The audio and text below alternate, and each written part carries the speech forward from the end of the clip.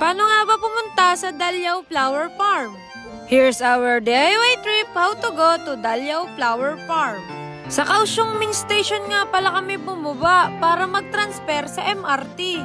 At bago kayo makapunta sa Dalyaw Flower Farm, kailangan nyo muna mag-transfer sa red line tapos magta-transfer tayo sa orange line at dito nyo matatagpuan sa Kaohsiung main station 2 ang red line na MRT.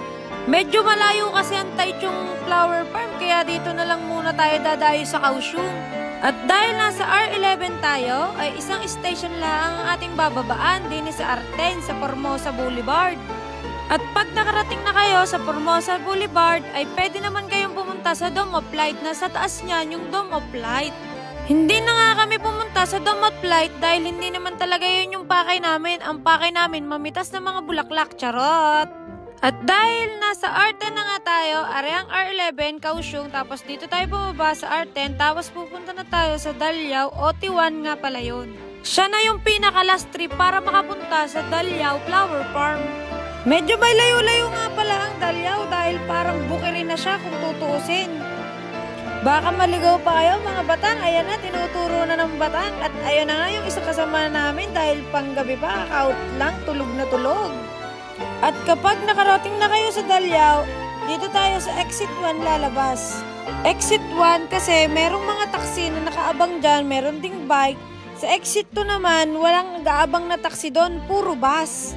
Pagdating nyo naman din sa Dalyaw, ay malapit na din ang Flower Farm. Mga siguro kapag nag-taxi kayo, mga 9 minutes lang yung aabutin yan. Pwede nyo din naman yung i-bike, kaso hindi na kami nag-bike, nag-taxi na lang kami kasi medyo hapon-hapon na nga kami nakarating din eh.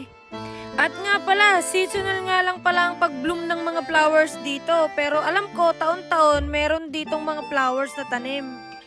Ay, sobrang ganda naman ang pagkakatubo ng sunflower, lalo na yung umiikot. Kaya naman na. Pagdating nga naman namin din ay kadami na ring tao na nagpipicture. Dinarayo naman sadya eh. Ari nga pala ay libre, ay ano pang inihintay at libre na nga. Ay, wag mo lang sisirain at bakit kayo magbayad, yung dayo ka na nga, ay sinira mo pa, ay kainaman ka naman. Di na ay may sasuggest ka na wag kayo magpuputi, Diyos ko po, ay kami nagparaikot-ikot diyan, paglabas namin, ay iba't iba na ang kulay ng aking pantalon. Ay malawak-lawak din naman kung tutusin, dahil din sa pinuntahan namin, ay pagtingin namin doon sa kabila, ay meron din pala sa kabila, ay sadya naman ikay mananawa. Kaya kung ako sa inyo, aray puntahan nyo na at yung iba inalalanta na tapos may nakita kami kumukuha ng sunflower. Ay tinanong namin kung aari ka namang magputol ng sunflower at kadami naman yung dalang sunflower eh. Ang sabi oo daw kaya siguro kakaunti na rin yung ibang mga bulaklak sa unahan. Kung kayo naman na hindi makakapunta, eh di next year, meron ulit yan sa next year, di ba ga? At dahil tapos na maliligayang araw namin din sa Flower Farm ay may isa pa kaming pupuntahan at are din DIY rin. Kung paano kayo nakarating sa Dalyaw ay ganun din ang inyong sasakyan pabalik. Nag-transfer nga lang ulit kami sa red line para makarating sa SKM. At dahil nasa R10 tayo naman ay pupunta sa R4A. Kung nasa saan ang SKM Park na dati ay tinatawag nilang Taroko Park.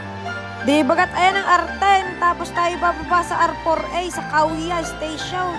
At di ninyo matatagpuan ang SKM Park. Tapos tayo mag-exit sa exit 2 para makalabas tayo. Ayan ang Kauyay Station. Diyan nyo makikita ang SKM Park para kumain. Nagugutom na kami. Nalipasan na ng gutom ang mga batang. Sa totoo lang, dinayo talaga namin dito yung Christmas tree na naglalabas ng snow. Snow na bula.